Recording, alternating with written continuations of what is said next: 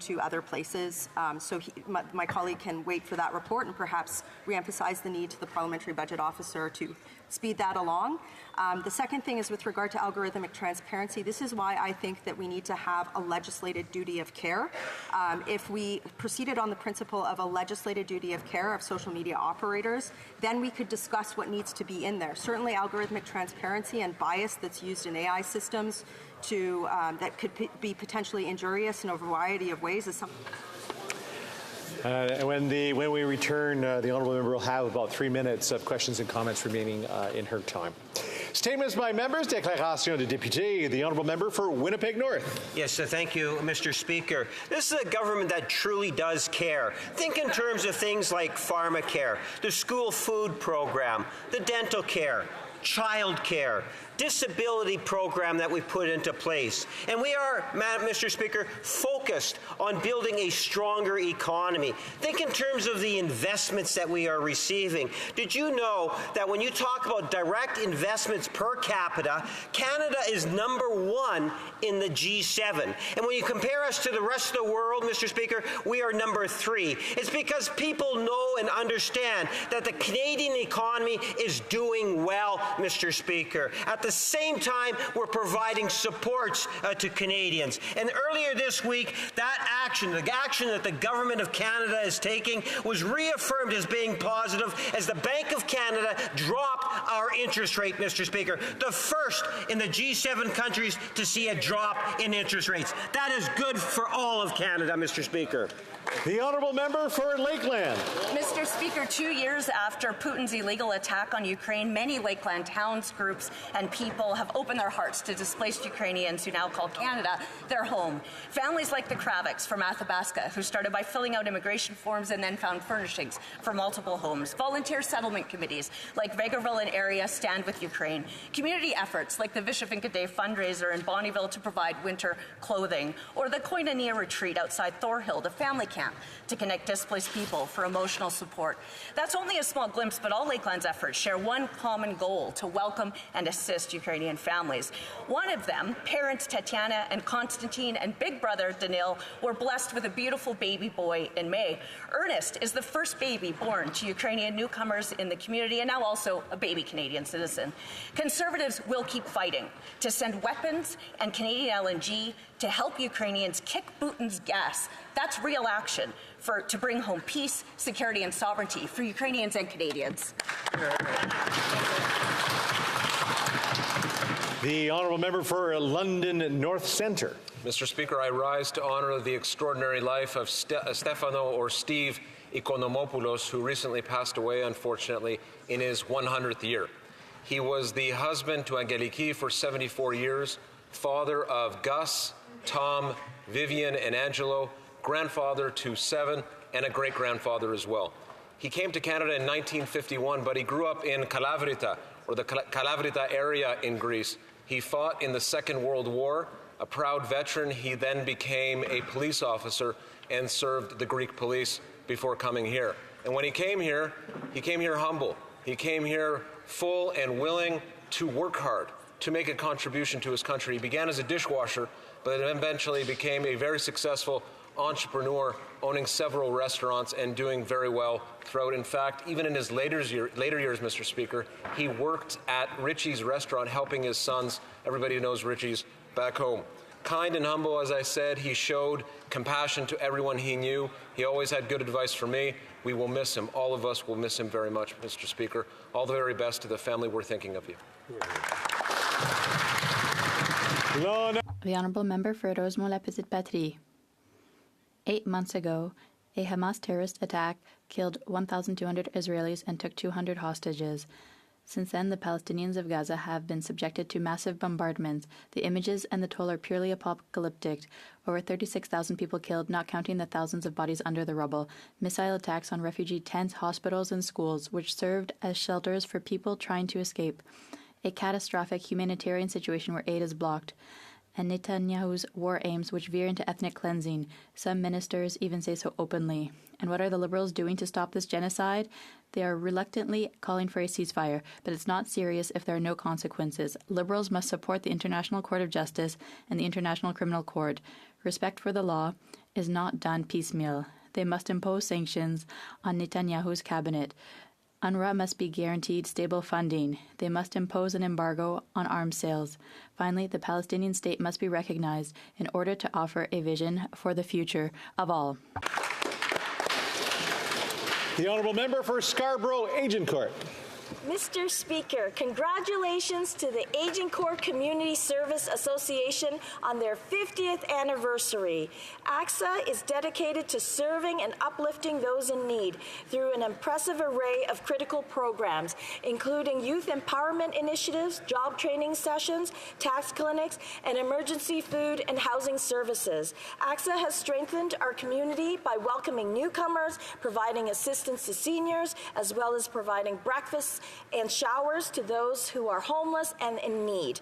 I want to thank Executive Director Lee Soda, her team of dedicated staff and volunteers, and the Board of Directors for their unwavering commitment to the people of Scarborough Agincourt and Greater Scarborough. Here's to 50 years of serving the community and many more. Thank you. Hear, hear. The honourable member for Portage Lisgar. A bombshell intelligence report recently revealed that members in this House have knowingly and wittingly aided hostile foreign actors. This is not the first time the Prime Minister has been made aware of foreign interference. In fact, he's known about it since 2020, and yet he has done absolutely nothing about it. If it wasn't for Conservatives relentlessly calling for inquiries, the Prime Minister would have continued to hide the fact that foreign interference has run rampant under his watch. Let's make one thing clear, Mr. Speaker. It's our duty as parliamentarians to protect our democracy and our elections. Anything even remotely suggesting that a member of Parliament is wittingly aiding a hostile foreign government should be addressed immediately. That's why Conservatives are demanding the Prime Minister releases the names of the parliamentarians referenced in the report. Enough with the cover-ups. Canadians deserve to know who these people are, what they have shared, and who they actually work for. Yeah, well done. The honourable member for Surrey Centre. Mr. Speaker, June 24th is a somber time of remembrance for the Sikh community. 40 years ago, the skies of Amritsar turned red as the Indian government attacked the Golden Temple complex, Akal Takht, plus 40 additional gurdwaras across the country, killing thousands of Sikhs. 40 years ago, the Sikh Reference Library was reduced to ashes, home to our histories dating back from the inception of our faith. The following years saw forced disappearances and extrajudicial killings of thousands of young Sikhs. 40 years later, we continue to fight for justice. This month also marks 40 years of Sikh resilience within the community, rooted in Chardi Kala, high spirits, as the Sikh love for justice continues to overpower the genocide that they have endured. As we pray for those lost and for those defiant in the face of oppression, let us never forget 1984. The honourable member for Ottawa Centre. Speaker, it is with a heavy heart that I share the passing of Coach Cliff Brimmel. Anyone who had the good fortune of knowing Cliff knows what a wonderful man and passionate coach he was. An active member of Ottawa Rowing Club for almost 50 years, Cliff shaped the lives of countless young rowers, instilling in them not only the skills and discipline required for rowing, but also the values of teamwork, perseverance, and sportsmanship.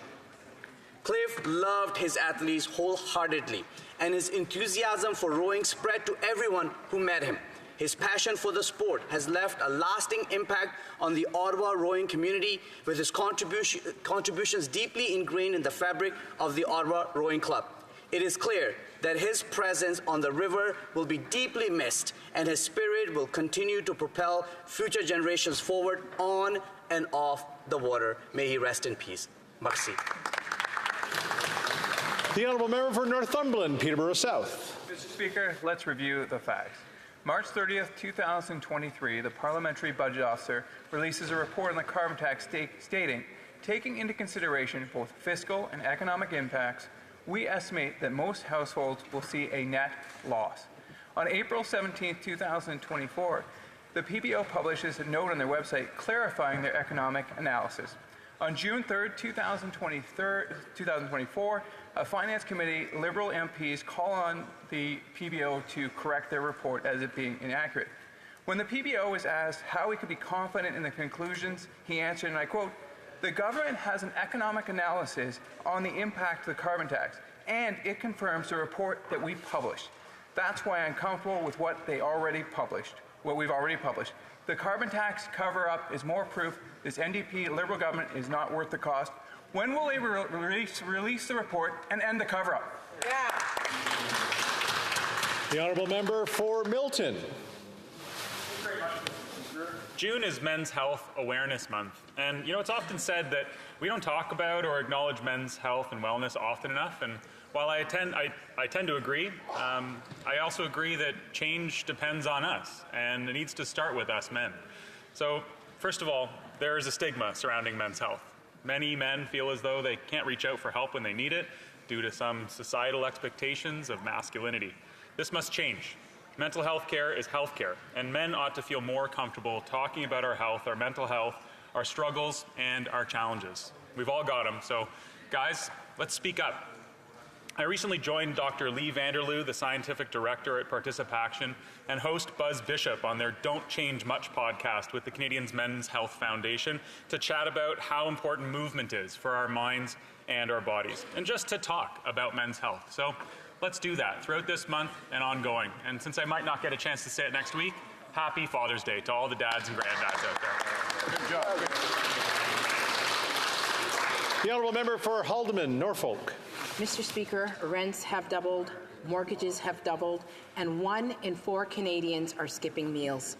And up to 50 military families at one of the largest of Canada's military bases are relying on food banks just to get by. Meanwhile, these Liberals are supplying their friends at McKinsey with contracts and cash at taxpayer expenses. The Department of National Defence last year gave out $72 million in contracts, including to McKinsey.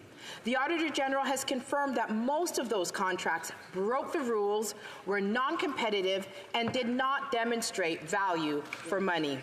The Government of Canada even changed the rules so that McKinsey could get contracts. After 9 years of this Liberal government, consultants are getting rich, while Canadian taxpayers and military families are suffering. Canadians have had enough. This government must be held accountable for wasting taxpayers' dollars and for all of their ethical failures. The honourable member for Kenora. After 9 years of this NDP Liberal government, the cost of rent has never been more expensive. This was a cost of living crisis confirmed by Rentals.ca, who reported that asking prices for rent rose 9.3% annually, meaning that the average asking price for a residential property across the country has now reached more than $2,200 in May. This is more expensive than it has ever been in Canada, Mr. Speaker, and simply the cost increases of rent are not keeping up with anyone's paychecks. These costs continue to surge because the NDP Liberal government is failing to get enough homes built. We've seen tens of billions of dollars being sent out the door from Ottawa, but housing starts across the country are down 9% year over year, and homes continue to get less and less affordable. Mr. Speaker, we know that Canadians cannot afford this anymore, and only common sense Conservatives will build the homes that Canadians can afford. Yeah, well done. The honourable member for Markham Unionville. Thank you, Mr. Speaker. This year marks the 70th anniversary of Community Living York South. They are a not-for-profit organization that provides support services to children, youth, and adults, and seniors who have an intellectual disability living in York Region. Actively working since 1954, Community Living York South empowers the people who need assistance to participate in the local community. Their significant contribution makes a genuine difference to the lives of the people using their services. I would like to thank the great staff and volunteers for their continued hard work in authentic inclusion. As they celebrate their 70th milestone, it is important to recognize organizations that upholds Canadian values and strive for a society where everyone belongs. I congratulate them on their decades of serving the community. Their efforts are an inspiration to Markham and to all of Canada. Thank you, Mr. Speaker. The honourable member for Edmonton Strathcona. Mr. Speaker, tomorrow the Edmonton Oilers will play in Game 1 of the Stanley Cup Final. finals. And with just 4 more wins, the Oilers will bring the cup back to Canada. Mr. Speaker, I grew up in Edmonton in the 80s, and when my dad took me to a game, it was magic. Messier, Fuhr, Coffey, Anderson, Lowe, and of course, Wayne Gretzky. These guys were a beauty to watch. And now we have a new dynasty beginning. We've got Hyman, who has scored more goals in the playoffs than the entire Toronto Maple Leafs. We've got Bouchard, Nurse, Skinner, Nuge, and of course, Draisaitl and our captain, number 97, Connor McDavid. This team has what it takes to go all the way. We've got the best fans in the loudest building. I know the cup is coming home. Boys, Edmonton is cheering for you. Alberta is cheering for you. Canada is cheering for you. It's time to play La Bamba, baby. Let's go, Oilers. Go Oilers.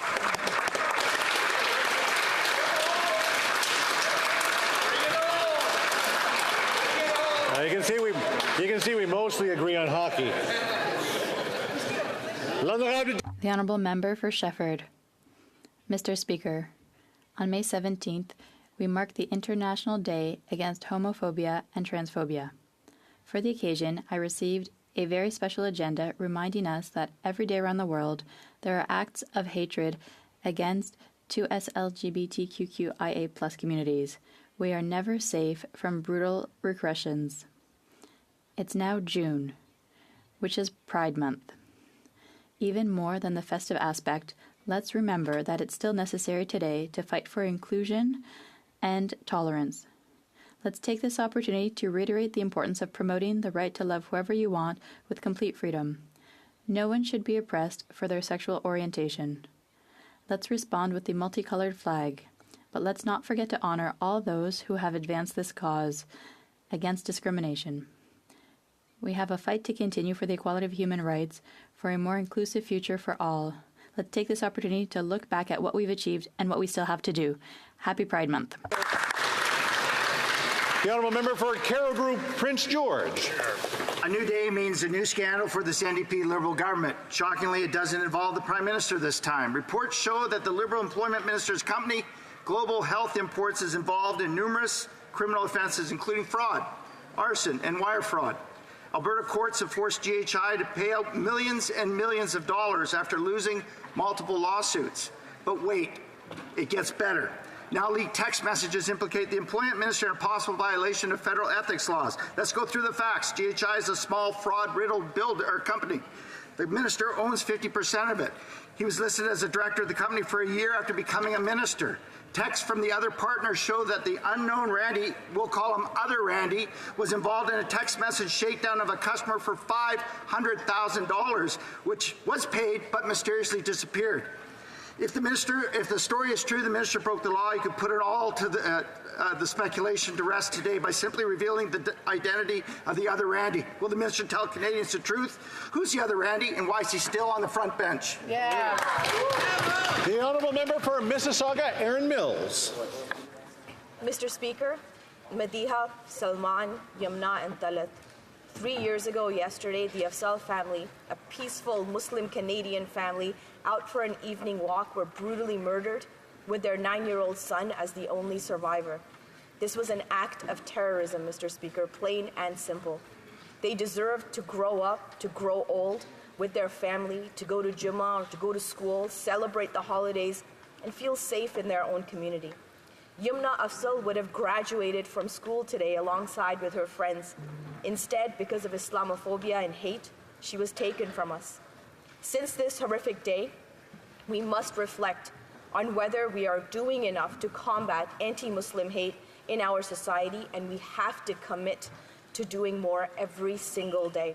Today, we mourn with the many in London, Ontario, and beyond who lost a friend, a father, a mother, a sister, and we remember this beautiful family. Thank you, Mr. Speaker.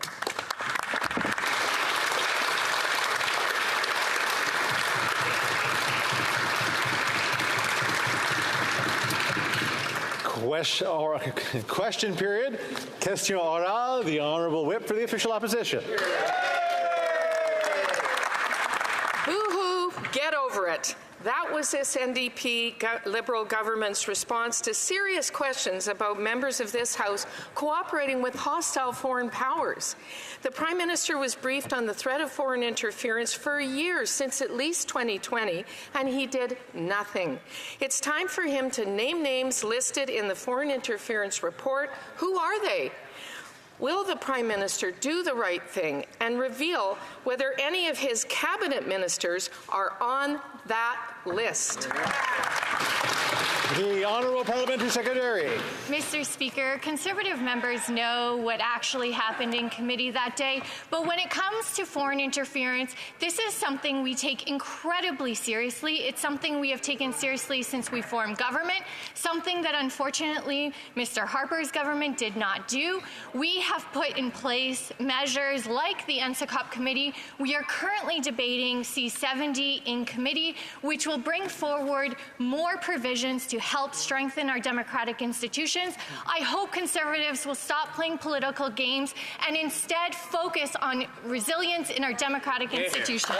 The Honourable Member for South Surrey White Rock. Well, Mr. Speaker, the surest way to have resilience is to also have transparency, and that is not a credible answer.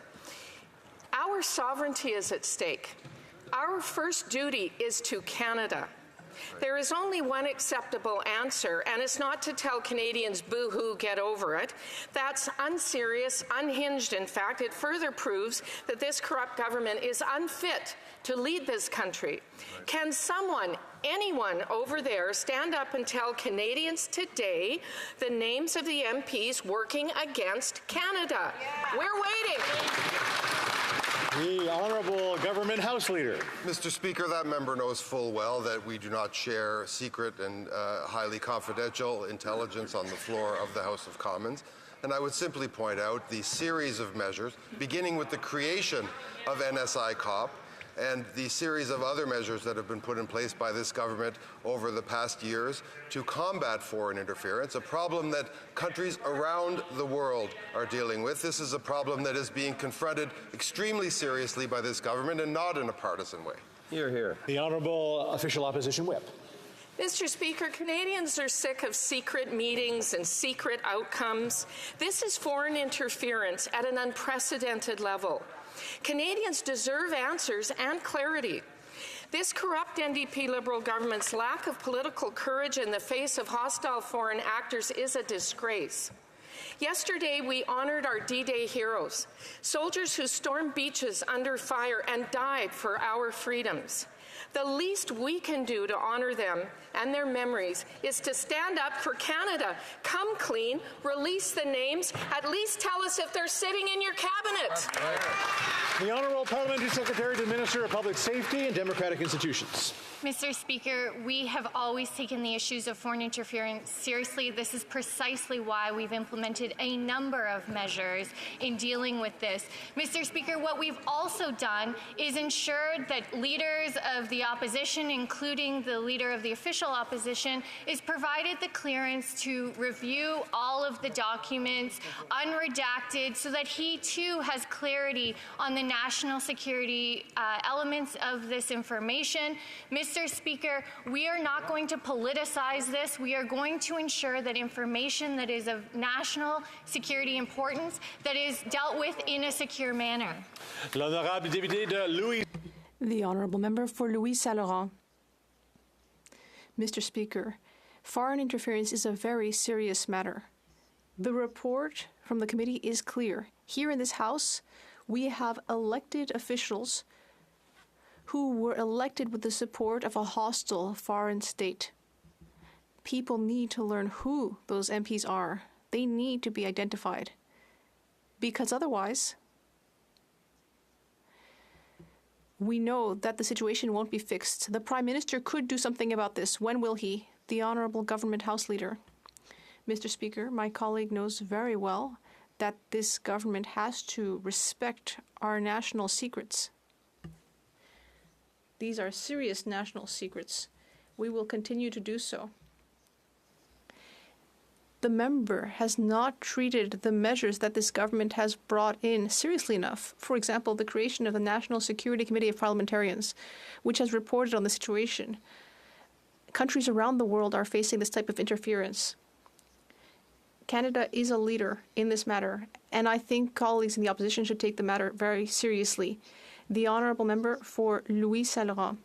Well, what would be properly serious would be if this government told us that which members were elected under foreign influence. Meanwhile, there's also the matter of crime. Over the last 9 years with this Liberal government, crime has gone up around the country, especially in urban centres. In Laval, crime has increased by 10%. In Montreal, 112,000 offences last year.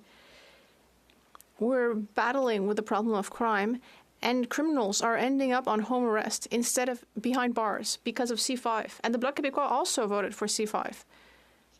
When will the government do something to actually make sure that criminals end up in prison, not relaxing at home? The Honourable Government House Leader, Mr. Speaker, this member knows perfectly well that our government has faced crime throughout the country with substantial reforms on crime.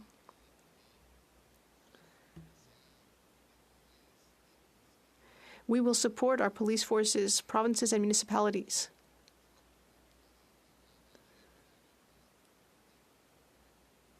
Who are doing a great deal to fight crimes like auto theft. We will not take lessons from the Conservative Party on this. They have no crime policy. We do. The Honourable Member for Salaberry-sur-Roi. Mr. Speaker, we've been told that members in this House are working for foreign powers, but yesterday at committee, a Liberal member told parliamentarians, boo-hoo, get over it. And then the Deputy Prime Minister on Wednesday refused to answer questions on this topic because she preferred to talk about the interest rates. Our democracy is under attack, but the Liberals are not acting like the adults in the room. We're all responsible that ensuring that members who are not working for their fellow citizens are shown the door. Will the Liberals finally take foreign interference seriously? The Honourable Government House Leader. Mr. Speaker, I'll repeat this for the Bloc Québécois.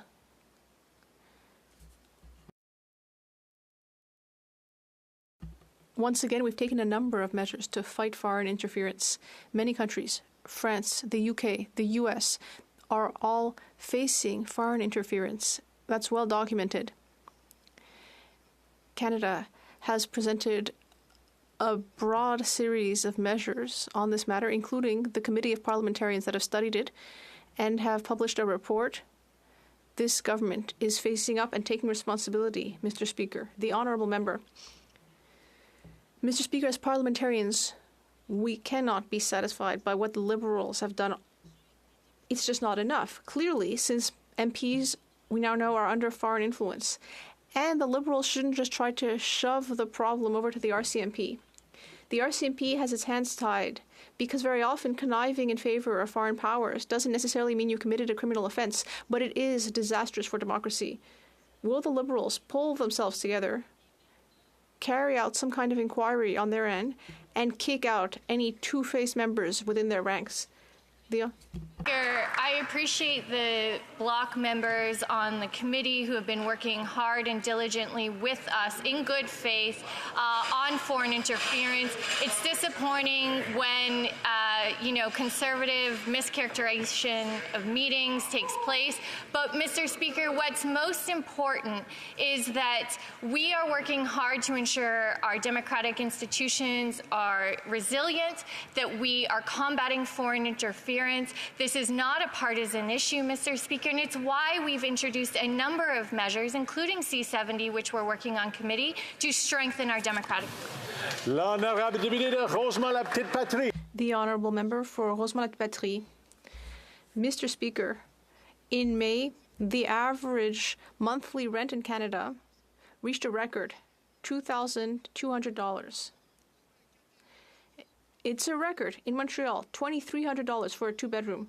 For decades, the Liberal and Conservative governments have allowed rich developers speculate with the housing market. People are drowning. What will it take for this government to finally prioritize social and affordable housing, not the profits of rich developers? The Honourable Minister. Thank you, Mr. Speaker. I'd like to thank my colleague for the question. As he knows very well, in the federal government, in the federal budget, we have made historic investments, and we have announced a new co-op program with the highest level of funding in 30 years for co-ops in order to create off-market housing, non-market housing, and we will work with all of our partners to create more housing, for example, in Montreal. Or Vancouver Kingsway. Mr. Speaker, people in Vancouver Kingsway are really struggling to find a home they can afford. A two-bedroom apartment costs over $3,600 a month, the highest in the country.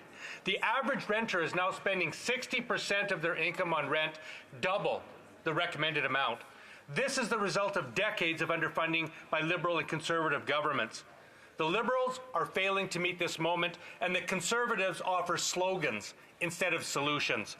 When will the Liberals start building the affordable, non-market homes people need and deserve? The Honourable Parliamentary Secretary. We are doing exactly that, Mr. Speaker. We share an interest with that party in building more non-market homes. That has to happen, and that's why the budget of 2024 supplemented existing programs that will make that happen. On the issue of rent, he raises this, and he should. We do have an expensive situation when it comes to rent in Canada, and that's why this government is responding by putting in place innovative measures that will lead to more building, lifting GST on the construction of purpose-built rentals, putting in place measures to allow for low-interest loans by the private sector, measures that each of the Conservatives do not support, Mr. Speaker. They're not serious. The Honourable Member for Carlton Trail, Eagle Creek. After 9 years, this Prime Minister is not worth the cost or corruption. Liberals don't want Canadians to know what they already know. Canadians are worse off with the carbon tax. A secret government report proves the carbon tax costs Canadians more than they get back. But the government has forced their budget watchdog to sign a gag order so that he can't share that information with Canadians. When will this Prime Minister quit using unbelievable talking points and release the secret report that proves Canadians are right? Yeah. The Honourable Government House Leader. That Member of Parliament, Mr. Speaker, knows full well that many years ago, the parliamentary budget officer said that 8 out of 10 Canadians were better off under the carbon pricing policies of the government. That's right. Today, the parliamentary budget officer says 8 out of 10 Canadians are better off under the carbon pricing policy of the government. That member, however, ran in the last election, walking around Carlton Trail, Eagle Creek, promising to put a price on pollution. She sure did, and now she opposes the doubling of the growth in the rural rebate. The Honourable Member for Carlton Trail, Eagle Creek. Thank you very much, Mr. Speaker, and I absolutely did not do that, and you can talk to my constituents. The parliamentary budget officer has already proven that the Liberal carbon tax, just like this Prime Minister, is not worth the cost. The PBO has been clear. The vast majority of Canadians are worse off under a carbon tax than without it. And the Liberal secret government report proves it. The analysis has been done, but the government is blocking its release with a gag order. When will this Prime Minister come clean with Canadians, stop hiding the real cost of the carbon tax, and release his secret report? The Honourable Government House Leader. Mr. Speaker, we've learned something rather astounding this morning. This member just denied that she ran under the Conservative Party of Canada's platform in the last election. Yeah. However, there she sits as a member of the Conservative caucus. I think Canadians can now ask any member over here, what parts of the Conservative platform in the upcoming election will they be subtracting themselves from? Question. Will they be disassociating themselves from? The Conservative platform applies to all the members. Bulletin, Mr. Speaker. The Honourable Member for Oshawa. Mr. Speaker, after 9 years, this NDP Liberal Prime Minister is simply not worth the cost. When asked about reaching their climate goals, the Liberal member for Whitby admitted that their policies knowingly would be difficult and painful for Canadians. Now we know that their carbon tax climate policy confirms this, as documented in a secret report which is covered up by putting a gag order on their budget watchdog. When will this government quit using their unbelievable talking points and release the secret report that proves Canadians are right? The Honourable Parliamentary Secretary to the Minister of Environment and Climate Change. Thank you, Mr. Speaker. Campaign platforms are not a buffet. All of those members on the Conservative side ran on a commitment to price carbon with Aaron O'Toole, and just because they've abandoned those commitments, it just demonstrates very, very clearly they have no integrity and no desire to fight climate change or lower our emissions, Mr. Speaker. But let's look at what the PBO actually said. And I quote, "Carbon pricing is the most effective way to reduce greenhouse gas emissions." Mr. Speaker, the PBO has... Order. I can't hear the Honourable Parliamentary Secretary, so I'll allow the Honourable Parliamentary Secretary to finish up there. I can't either. Thank you very much, Mr. Speaker. And if I could finish, the PBO concluded that carbon pricing is the most cost-effective way to fight climate change, and Canadians will receive their Canada Carbon Rebate on July 15th, which supports affordability. Thank you, Mr. Speaker. The Honourable Member for Oshawa. Mr. Speaker, I guess this member ran on a platform of record cover-ups and corruption.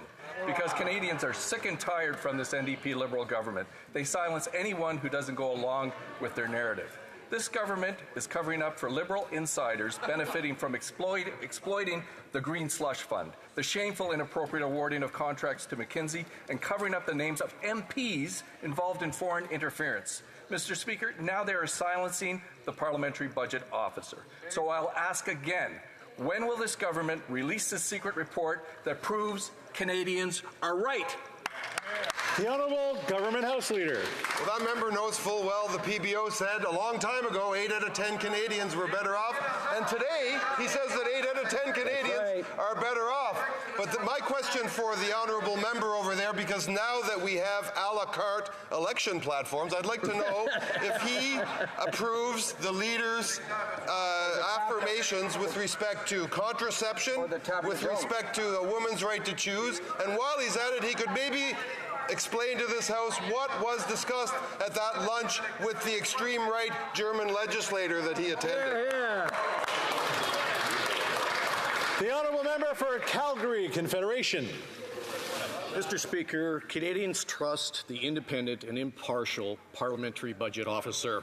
This is likely because the PBO shows their homework instead of relying on the old just trust me routine. We also know, because of the PBO, that there exists government data showing what the true cost of the carbon tax is, but this Liberal NDP government doesn't want to show their homework. It is contained in that secret report. In fact, the Liberals have gone so far as to gag the PBO from telling Canadians about it. Why don't they just release the report? The Honourable Parliamentary Secretary to the Minister of Environment and Climate Change. Thank you, Mr. Speaker, except that's not what the PBO did, and that's not what the PBO said. What the PBO said back on April 17th is that they overestimated the economic cost of climate change. That means that all of those acts, the tax rallies, are based on faulty math, Mr. Speaker. This is just another reason for Conservatives to deny climate change. Denying the effectiveness and proven impact of carbon pricing is another form of climate change denial, Mr. Speaker. The Canada Carbon Rebate will be in mailboxes and bank accounts on July 15th, Mr. Speaker. We support fighting climate change and affordability on this side. The Honourable Member for Calgary Confederation. Mr. Speaker, Canadians want to see that secret report from the PBO on the true costs of the carbon tax. Canadians no longer trust this government. They no longer trust this MP. They no longer trust the Prime Minister. Canadians want the data. They want the facts, and they will determine the truth. Canadians don't believe that they are better off because of this carbon tax. They are struggling daily to survive. Why doesn't this government trust Canadians to make a fair assessment and release that secret report on the true costs of the carbon tax? The Honourable Parliamentary Secretary to the Minister of Innovation. Let's have a review of what the PBO actually has said. So in Power and Politics, Mr. Giroux said carbon pricing is seen by most economists as the most cost-effective way of reaching levels of carbon emissions reductions. Just recently on March 27, 2024, at HoC Committee, Yves Giroux also said there is a wide consensus among economists, and he said, I am an economist, that carbon pricing is an effective way of reducing carbon emissions. Mr. Speaker, Mr. Giroux has claimed over and over again, reiterated that carbon pricing is effective. The Honourable Member for Terrebonne. Mr. Speaker, this week the Auditor General published 3 reports They all say the same thing as before. Once again, contracts without bids for tender, conflicts of interest, and general negligence, yet again. And in fact, in the first report, there's only one recommendation, which is just follow our recommendations. The Auditor General is tasked with protecting the management of our public funds, and yet she's clearly exasperated. Do the Liberals realize that every AG report shows that they are incapable of managing the affairs of state? Thank you, Mr. Speaker, and I appreciate the question. I also appreciate the work done by the Auditor General. We thank her for her recommendations. We are all concerned about ensuring that there be transparency, accountability, and integrity in all the work that we do. And there have been recommendations made by the Auditor General and the Ombudsman and a number of others that reinforce the concerns that the government shares. And that is why some of this stuff was initiated. So we'll take every step necessary to provide proper training to ensure that we have taken the steps necessary to provide integrity in the system as we go forward. Thank you. The Honourable Member. Well, Mr. Speaker, whistleblowers, repeated warnings, criticism from a high-placed official. There were red blinking lights about SDTC, and that's been the case for a long time. Conflicts of interest, non-eligible projects being approved. Once again, taxpayer money being squandered. The department knew, the minister must have known, they had received documents with the conflicts of interest, but nothing was done. Would the minister have abolished SDTC if the AG hadn't published such a devastating report? Innovation. Thank you, Mr. Speaker, and thanks to the Honourable Member for the question. We know that SDTC for over 20 years has done great work to support the clean tech sector. Obviously, there were allegations of mismanagement. When those were surfaced, the minister acted immediately to issue several independent reviews, both on HR practices and governance practices. We know, and we've always been unequivocal about the fact that we need to demand the highest governance practices from independent organizations that are dealing with public funds, and we are moving forward with a new governance model and framework that will restore proper oversight. The Honourable Member for St. Albert, Edmonton. Mr. Speaker, the Minister of Employment has a 50% stake in a shady company that has been ordered by Alberta courts to pay $7.8 million for ripping off clients. Someone at the company named Randy is implicated in a $500,000 fraud. Now, the minister claims he isn't that Randy. Okay, but like the company has 5 employees and no one can find that Randy. So if the minister isn't that Randy, who is? The Honourable Government House Leader. Mr. Speaker, as we all know, Canada has among the stringent conflict of interest and ethics dispositions and measures in the world. Ministers are expected to comply with all of those, and the minister answered that specific question yesterday. The Honourable Member for St. Albert, Edmonton. Mr. Speaker, yesterday the minister claimed he isn't that Randy on the basis that he turned over his phone records. The minister did no such thing. Rather, he very conveniently turned over the records of a single device. So, can the minister confirm that the device he turned over, the records of the device that he turned over, are from the minister's business burner phone? The Honourable Government House Leader. Mr. Speaker, we were all here yesterday when the minister gave a comprehensive response to the very thing the member raises, so I can only refer him to that statement. The Honourable Member for Calgary Nose Hill. I mean, it's a little sus, right? Like, come on. I mean, you've got a numbered company, a 50% stake, and then a mysterious other Randy stepping up to take the blame. I guess, did the minister bother asking the employment minister who the other Randy was, what his last name was, before he held the bag for him today? Thank you. The Honourable Government House Leader. I know members strain to come up with original ways of asking the same question. I note that that's the case in this instance.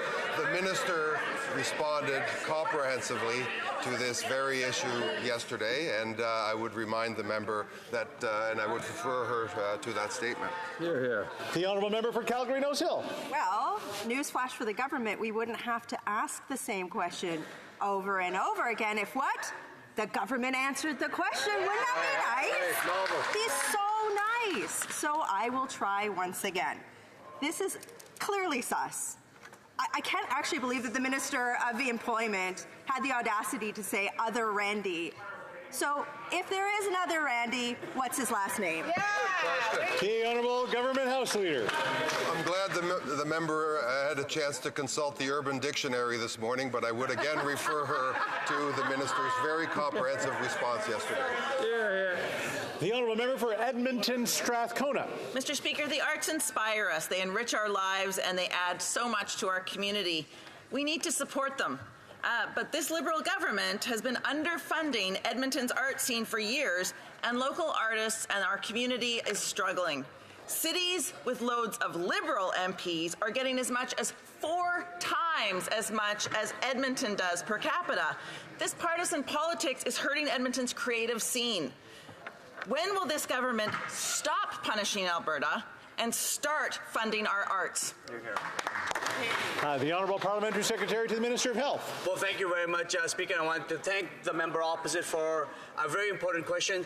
I agree with them. Arts is extremely important for all of us individually, for our communities, for our country. And there's so much of Canadian arts and culture to celebrate, which varies from region to region. And that is why we will continue to support arts groups, our artists all across the country, regardless which part of the country they live in, including Alberta. Thank you. The Honourable Member for Victoria. Mr. Speaker, yesterday Canadians who've experienced devastating climate consequences were here in Ottawa.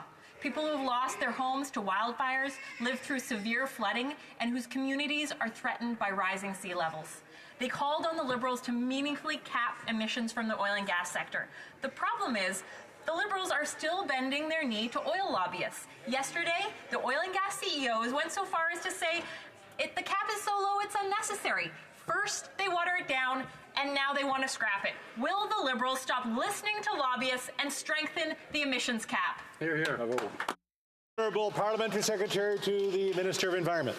Thank you very much, Mr. Speaker. And I'd like to thank some lobbyists, actually. I'd like to thank the Canadians Citizens Climate Lobby. I'd like to thank the David Suzuki Foundation. I'd like to thank that member for her question. And I'd like to thank all of the climate activists and all of the folks across Canada who are concerned about the extreme emissions of the oil sands sector. And, Mr. Speaker, we're not just listening, we're taking action. We're actually the first oil-producing country in the world to put a cap on greenhouse gas emissions from the oil and gas sector. And yes, Mr. Speaker, yesterday at Environment Committee, we had those CEOs, we held them to account, we asked them what their plans were to lower emissions. I'm sad to say their answers were insufficient. Mr. Speaker, climate advocates. The Honourable Member for Lac Saint Louis. Build them faster. We know that municipalities need funding to accelerate the construction of critical housing infrastructure.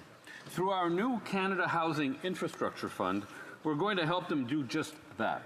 Can the Parliamentary Secretary for Housing, Communities and Infrastructure share our plan to support the municipal infrastructure necessary for homes to be built across this country? Good question. The Honourable Parliamentary Secretary to the Minister of Housing. Mr. Speaker, that member has served this House since 2004, always interested in issues of water, but also water infrastructure. I thank him for the question.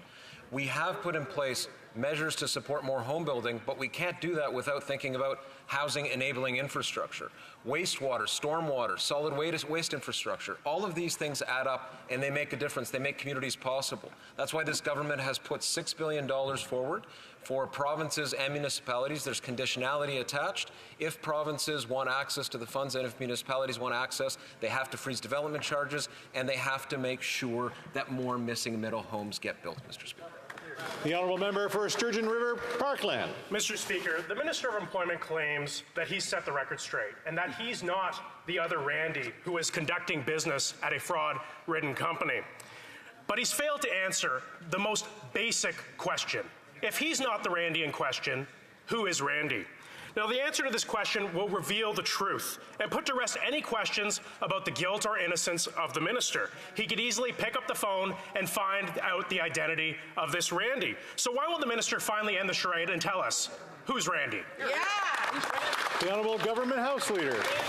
Mr. Speaker, I'm happy to once again reiterate for my honourable colleague that the minister comprehensively responded to this question yesterday, and under all elements under his purview, and I would refer the member across to that response.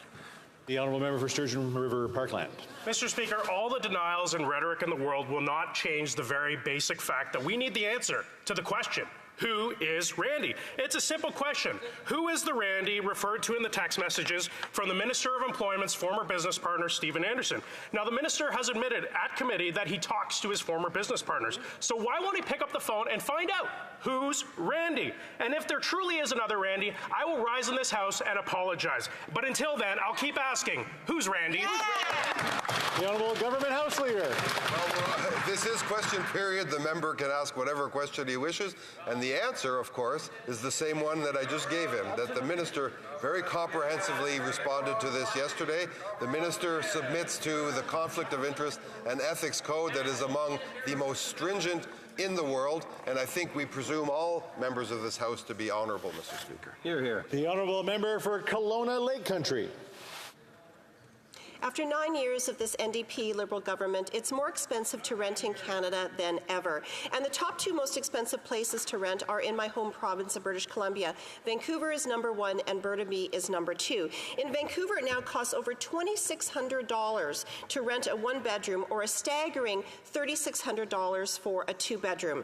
Canadians' quality of life continues to drop. Food bank usage is at record high and tent encampments are growing. This Prime Minister is not worth the cost. When will the Prime Minister build homes, not bureaucracy? The Honourable Parliamentary Secretary to the Minister of Housing, Communities and Infrastructure.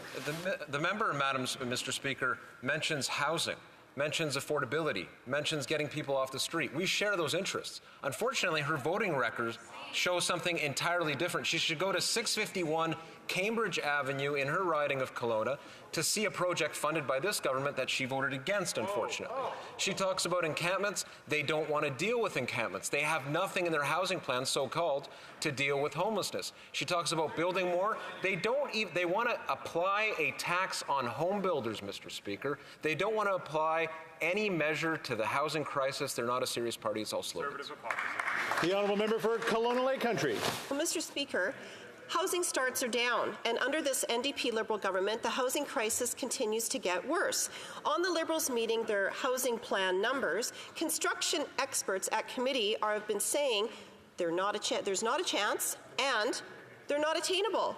So also, according to a new Rentals.ca monthly rent report, asking prices for rent rose by 9.3% compared to this time last year. And after 9 years, rents have doubled. This Prime Minister has spent billions, but rent prices keep increasing and building keeps decreasing. How can this Prime Minister spend so much and achieve so little? The Honourable Parliamentary Secretary. Mr. Speaker, the member ought to know again that in order to deal with the housing crisis in this country, we do need to see another 3.87 million homes built in this country. That's the number of homes that need to be built to address the housing crisis. It's incumbent on the federal government, provincial governments, municipal governments to put in place measures to address that crisis. If the member is serious, then she and her party will support this government in the measures that we're responsible for, waiving GST on purpose-built rentals and putting in place missing middle housing measures, working with municipalities to make that happen. They're opposed to it every single time. The Honourable Member for Pontigny. The CEOs of the 5 biggest oil companies appeared before the Environment Committee yesterday, and they were unapologetic. They don't care about the oil industry's increasing emissions. They all defended their record profits of $38 billion since 2020, money made from pollution. And despite their full pockets, they're still begging for more public money. These companies don't deserve a penny of the $83 billion in tax breaks the federal government is giving them over 10 years. Will the government cut them off and reinvest in climate change adaptation? The Honourable Parliamentary Secretary. Thank you, Mr. Speaker, and I appreciate the work of this member on the committee and here in the House as well. But, Mr. Speaker, we are the only country of the G20 to have scrapped the subsidy to oil companies 2 years before the deadline.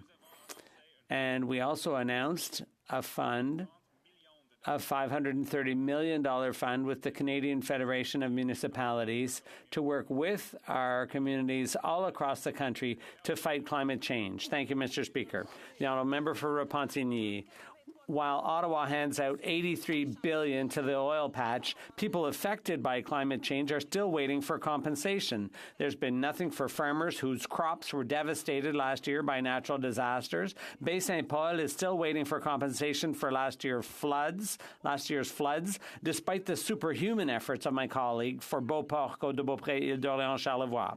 While the Weather Channel is predicting another high-risk summer for natural disasters, the federal government has yet to provide compensation for last year's disasters. Why are they so quick and generous with oil companies and so slow and stingy with real people? The Honourable Parliamentary Secretary. Thanks again for the question, Mr. Speaker. And once again, I appreciate the work of this member, and this new funding that I just mentioned will support over 1,400 projects to help municipalities adapt to climate change. Mr. Speaker, over the past 2 years, we have implemented a number of projects, things that the Conservatives never managed to do, but they changed their mind.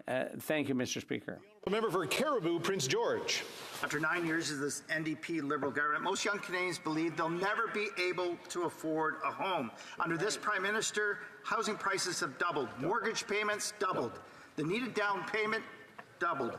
This week, Rentals.ca reported the average rent in Canada has reached over $2,200. This is the most expensive rent we have ever seen. Despite this, the NDP Liberal government is failing to build the homes that Canadians need. If this Prime Minister can't build the affordable homes that Canadians need, we get out of the way so Conservatives can. Yeah. The Honourable Parliamentary Secretary to the Minister of Housing. We won't let that happen, Mr. Speaker. They have no vision on housing. They want to tax home builders, Mr. Speaker. When it comes to working with municipalities to see more zoning changes so we can see fourplexes, duplexes, triplexes, mid-rise apartments, all of these things built in communities, they don't want to support that either. Like the member for Kelowna, he voted against those measures. And just yesterday, for the first time in 30 years, we saw an investment in co-op housing that will lead to more homes. But what do they think about co-op housing, Madam Speaker? They believe it's Soviet-style housing. They don't believe in that, Mr. Speaker. The Honourable Member for Louis Saint Laurent. Mr. Speaker, just 2 days ago, the Deputy Prime Minister was boasting about housing in her usual modest way. She's so out of touch with the reality of most Canadians because there's no getting away from the facts.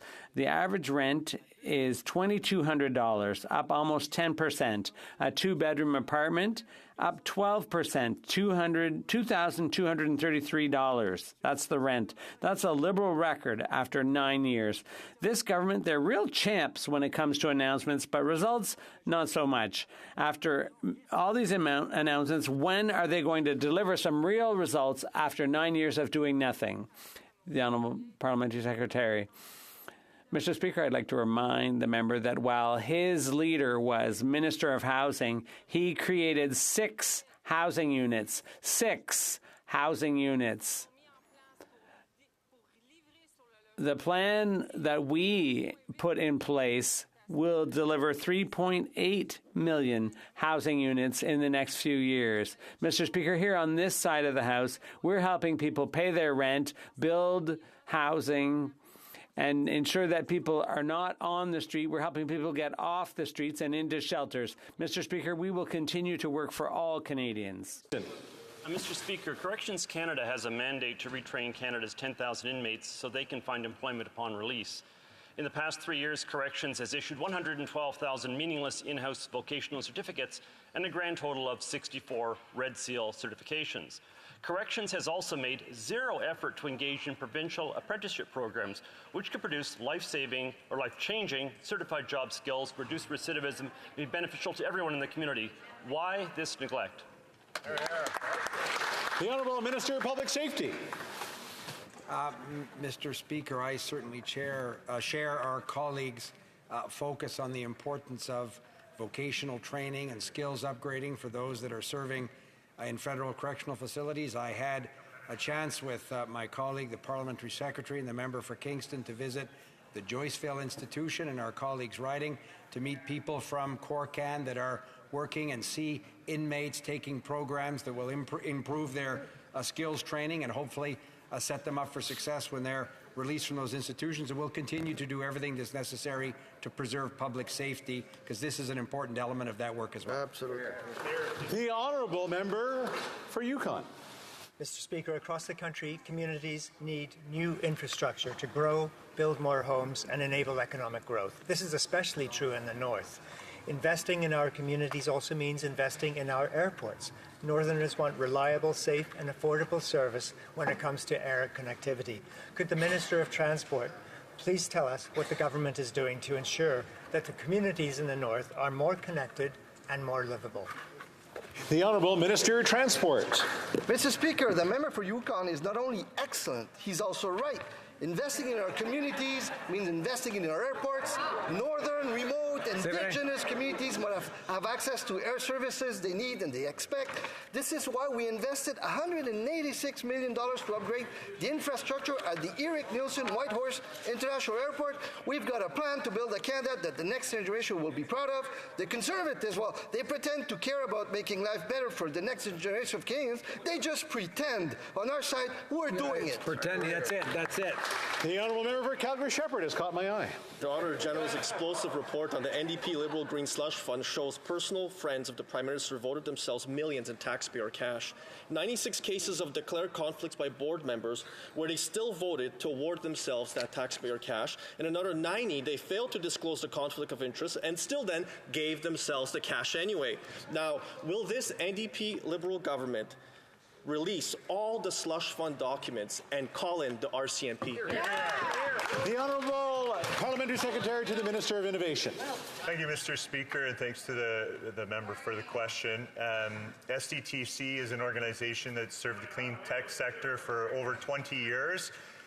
We knew about, or when we knew about the allegations of mismanagement, our government acted immediately. There's a number of steps over the last many months that our government has taken to get to the bottom of the issues in terms of the governance and HR practices of the organization. I think it's important to keep in mind this is an arm's length organization. It operated independently of government oversight. We're now folding it into the National Research Council and installing a more robust governance framework. The honourable member for Calgary Shepherd. Speaker, that member's response doesn't make any sense. This organization in 2017 got a clean bill of health from the Auditor General. Then when they took it over, they dumped the chair within 3 days, a record number. And that new board member, Doug Arden, well, she gave her own company $217,000 to a company she had a direct relationship with. So the question remains, will this government then release all of the documents connected to this slush fund and call in the RCMP? The Honourable Parliamentary Secretary to the Minister of Innovation. Mr. Speaker, it's appropriate for us all as a government and members of Parliament to demand the highest governance standards when dealing with public funds. That's what our government has done from day one.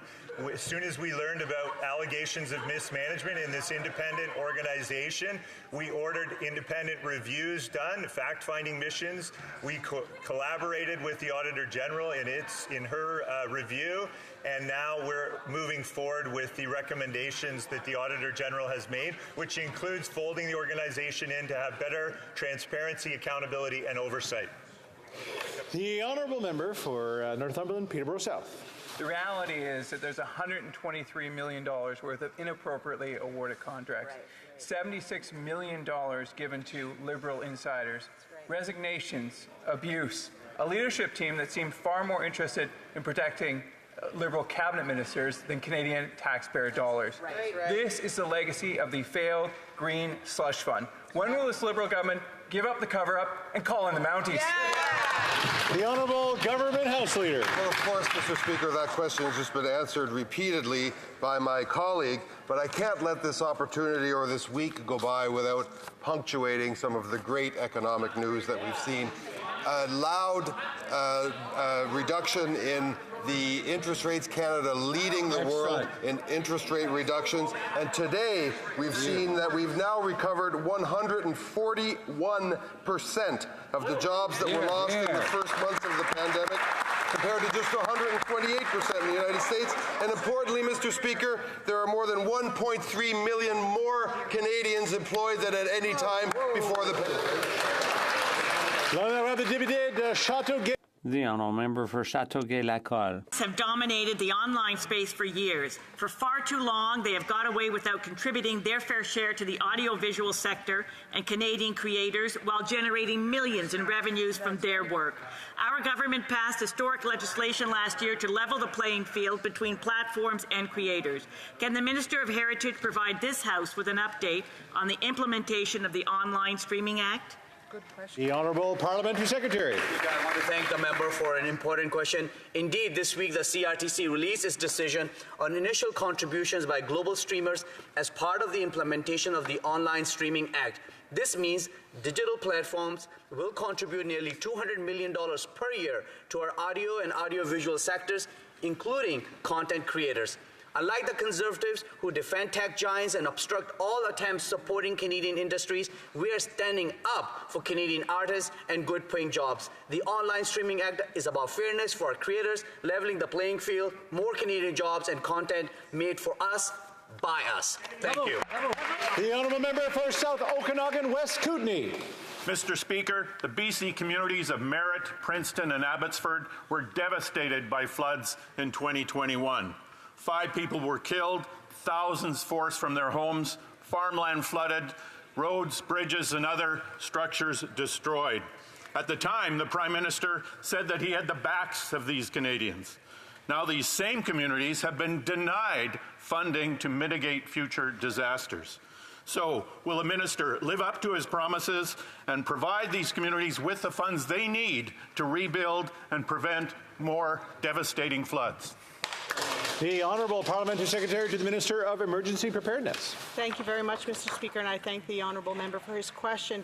The 2021 floods and landslides had a devastating impact on communities across the Lower Mainland, disrupting both lives and livelihoods. Through the Disaster Financial Assistance Range, we have now provided over $1.4 billion to the province to help them recover from those floods alone. The program allows the province to put $210 million to reduce the vulnerability of mitigation projects like dikes and pumps. We will continue to work closely with the province in all capabilities that they need and in terms of making sure that they can fully recover. Thank you. The Honourable Member for Spadina, Fort York. Speaker, Canadians will never get over nor accept the betrayal of their country's democracy by traitors who sell themselves out for personal and political gain. Instead of shielding subversives on the payroll of foreign operators, will the government release the cabinet documents to the HoC inquiry and the National Security Intelligence Committee of Parliamentarians so such individuals can be investigated? Or is it the case, Mr. Speaker, that the Liberal Party doesn't want to incriminate itself? The Honourable Minister of Public Safety. Mr. Speaker, just because our colleague makes something up doesn't make it true. He knows very well, and he's Mr. used to Speaker, that our government has worked collaboratively with the HoC Commission. In fact, the officials from the Privy Council office are in regular and ongoing contact with the lawyers from the HoC Commission to ensure that they have, of course, all of the appropriate and relevant documents to do the important work that all recognized parties in this House supported. We obviously look forward to working in a continued way with the National Security Committee and parliamentarians. My colleague should be careful before he makes up things in the House of Commons. Absolutely. And that's all the time we have for question period today. Daily routine of business of our courant ordinaire. Depot de... Tabling of documents. Tabling of documents. The Honourable Parliamentary Secretary. Mr. Speaker, pursuant to Standing Order 36.8a, I have the honour to table in both official languages the government's responses to 3 petitions. These returns will be tabled in electronic format. Introduction of government bills. Déclaration. Statements by ministers. Rapport de délégation. Reports from interparliamentary delegations. Presenting reports from committees. Introduction of private members' bills. Mr. Davies, seconded by Ms. Collins, Victoria, moves for leave to introduce a bill entitled An Act to Amend the Canadian Environmental Protection Act 1999 Electronic Products Recycling Program. This motion is deemed adopted. The honourable member for Vancouver Kingsway. Thank you, Mr. Speaker. I rise to introduce this legislation with thanks to the great member for Victoria for seconding it.